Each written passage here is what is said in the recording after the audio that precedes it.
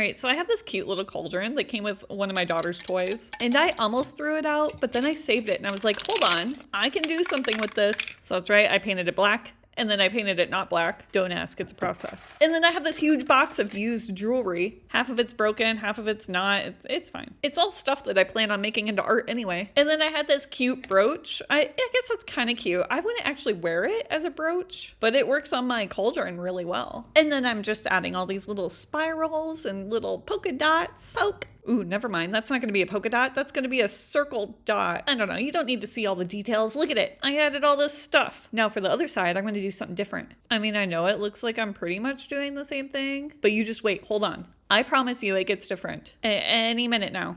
Oh, look at that. We got a little resin swoopy swoop. Okay, this is not the different thing, but it's a little different. I'm gonna be honest. I just had some resin left over from a project and I filled this tray up with these swoopy swoops. And then I forgot about it for a really long time. And that's why you didn't actually see me put the resin inside the swoopy swoop tray, because technically it came from another project. But you know, now I'm adding clay swoopy swoops, which, oh my God, this is so boring. I'm sorry. Let's speed this up, Ashley. We're losing them any minute now. Oh, look at that. Finally, something different. Thank goodness. That's right. We're adding eyes, which, you know, for me is not that different because I add eyes to a lot of things. But, you know, I've yet to add an eye to a cauldron. And look at this. I'm going to add a little eyelash with these eyelash extensions. Wait, is that what they're called? Or are they just called fake eyelashes? I've never actually used them except on fake eyes. Ready? Hold on. Bam. Apparently my bams are one-sided. All right, hold on. Shwabam. There we go. We just had to add the schwa to the bam. All right, so this cauldron's not looking old enough. Distressed, maybe? I would say rusty, but everybody came at me the last time I said rusty and it wasn't orange rust, okay? Which I'm not a rustologist, but I feel like rust comes in all sorts of shapes and colors. Oh, hello, Emily.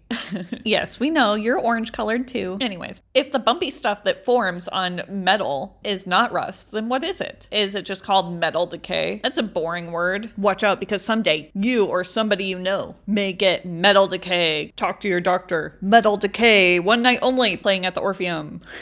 Ooh, but look at these bubbles. I don't know why that's so satisfying, but it is. And now I'm just adding metal coated paint. So when I add the swelligant patina, it'll have a reaction and it'll make it look old. See, here's the patina. Now it takes a while for the reaction to happen. So you're not going to see it right away. And I mean, it's going to take like a day, which, let's be honest, is forever. I have no patience. So in the meantime, I'm going to make these, well, what do I always add to things? Mushrooms? Nope, not this time. I'm doing octopus tentacles, which is another thing that I add to everything. So while we add these really boring tentacles, which, okay, tentacles are not boring, but the act of adding them can be boring. So let me think up some stories. No, I'm not going to promise that these stories are going to be good because honestly, how do I make a story about a cauldron spewing tentacles? Or would it be a tentacle spewing cauldron? I don't know. Doesn't matter. Needless to say, there's not much story material there, but I will do my best. So here are the facts that we have. We have a cauldron with an eyeball. So would that make the cauldron sentient? I'm thinking like the book from Hocus Pocus, only in cauldron form. But how would that happen? Oh, I know. So maybe the cauldron had absorbed all the potions and somehow it transferred it into being sentient. Yeah, I'm gonna go with that. But these sort of stories always need a problem. And I don't really see a problem with a cauldron being alive unless this cauldron got tired of being used by whoever is using it,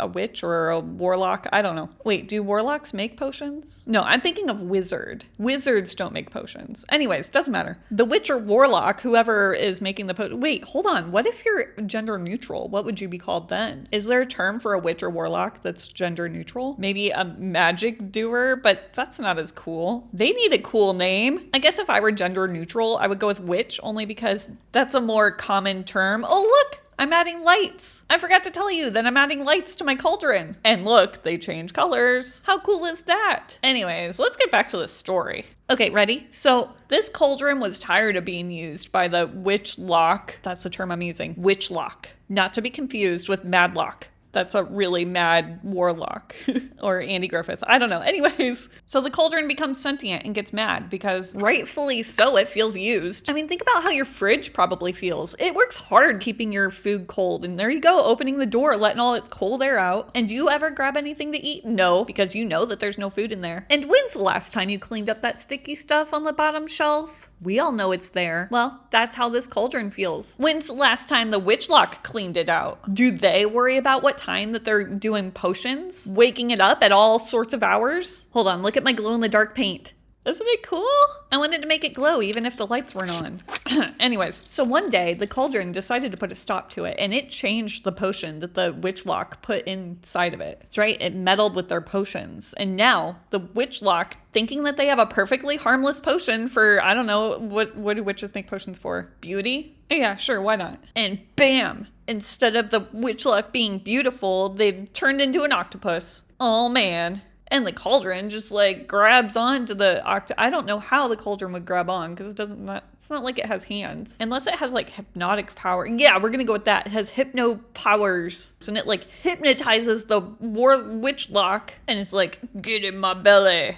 Cauldron hole. And the now octopus is like, heck yeah, hot tub. And then something bad happens, but I don't know what. Ooh, look, shiny things. See, if I distract you with shiny things, you won't notice that there's no end to my story. Although now that I've told you my strategy, it's not gonna work, is it? Unless I distract you with bigger shiny things. Look, bigger shiny things. And the most distracting thing, and Emily. Hey, Emily. What you doing? Getting into trouble? So I painted these larger shiny things with glow-in-the-dark paint, and I'm hoping that it'll like show up more. I don't know. Worst case scenario, I used up glow-in-the-dark paint. No big deal. And look how shiny that is. It's so bubbly looking. And can you see the patina? Sort of. It's hard to tell in the video, but there's like a crusty white-ish blue film on everything, which makes it look old, okay? And look at that, we can change the colors. I don't know what color I like best, but I think I like the purple or green. And that's what it looks like in the dark. And what do you guys think? And don't forget to follow and do all the things. Okay, thanks, bye.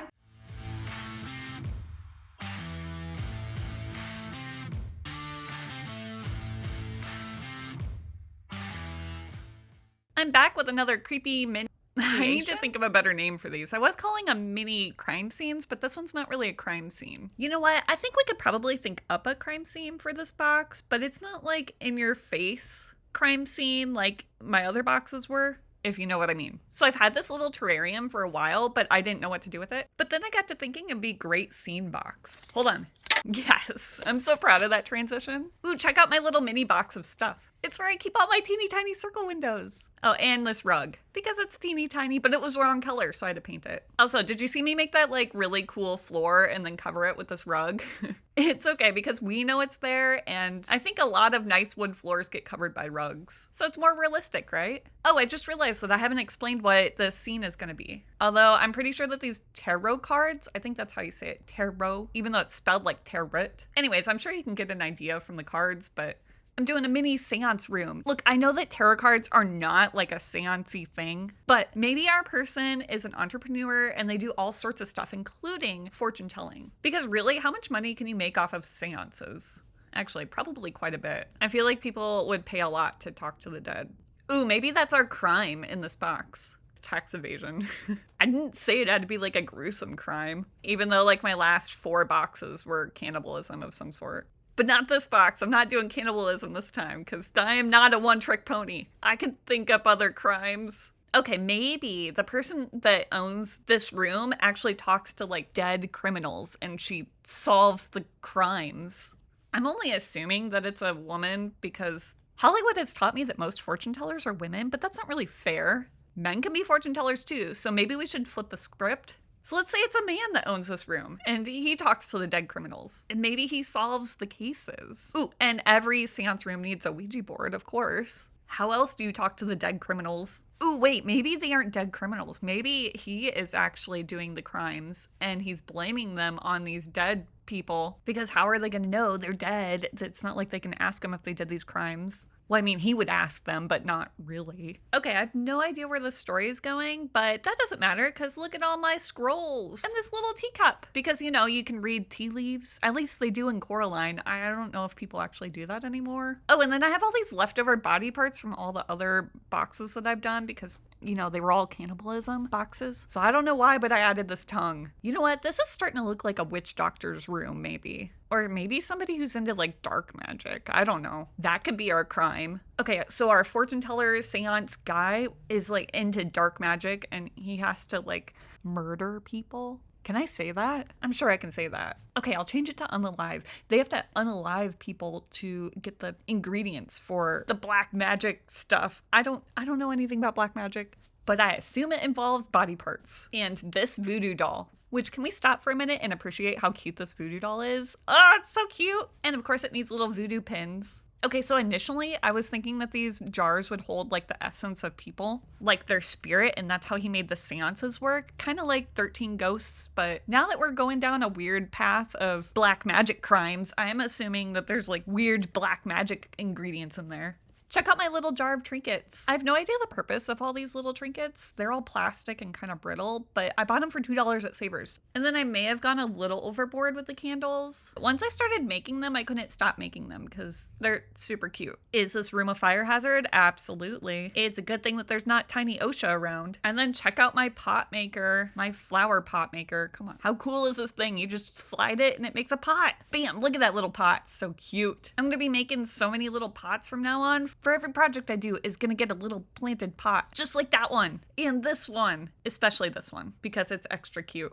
Okay, remember how I said we were going a little overboard with the candles? Well, I may have stepped it up with floating candles. Like, look at them jiggle. Whee! All right, our seance fortune-telling room is missing a table, so I'm making one out of this jar lid. But it can't be a boring table, it's gotta be fancy. So what makes it fancy? Lace.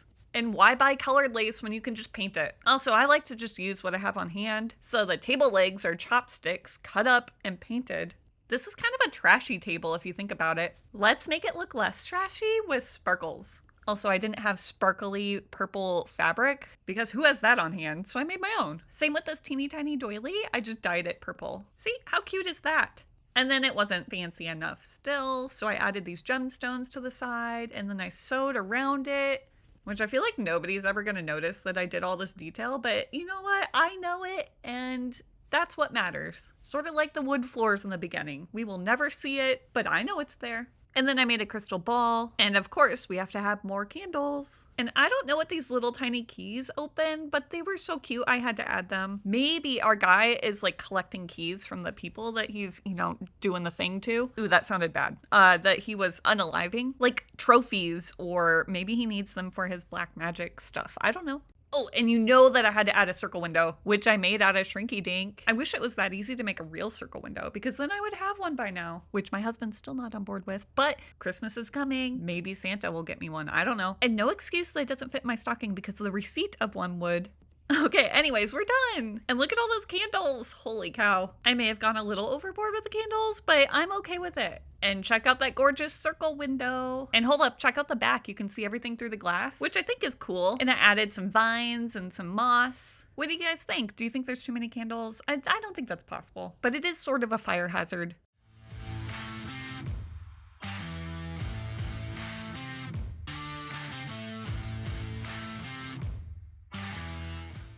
Look at this cute teapot. But don't get attached because I'm going to make something out of it. Look, it says it's hand painted. All right, we got to do the spider check because we don't know what crawled in it when I wasn't looking. Here we go. Ready? Get out of here, spiders. Oh, thank God it's empty. Actually, it's super clean. All right, say goodbye to the cuteness and hello, darkness, my old friend. I've come to foil you again. Okay, I promise I'm not going to sing. But check out this foil. It's so shiny. All right, we're doing a witch's pot this time. So I designed these little signs and then traced them onto Shrinky Dink paper. Gotta check the hole punch. Yep, looks quite punchy. Punch, punch. Okay, ready? Let's shrink them. Shrink, shrunk. Oh yeah, this one's a double-sided shrinky shrunk. Shwa bam. Do you see that transition? It's almost like I'm a witch. Which is on topic because this is a witch's pot. Check it out. And I'm even adding these little crystals. What is luminous stone? Is that a made up crystal? I feel like it's not real in nature. I think they're lying to me, but they're really cool because they glow in the dark. Okay, so I like to think that the witches in this teapot have little shops. And one of the shops is named The Garden. I know, the name is super creative. Look, they're witches. They don't have time to come up with creative names. They're busy making potions. Ooh, and of course we need a circle window because everybody needs a circle window. Now, how do we convince my husband? Oh, and everybody needs a shelf. Where else do you put your knickknacks? On the floor?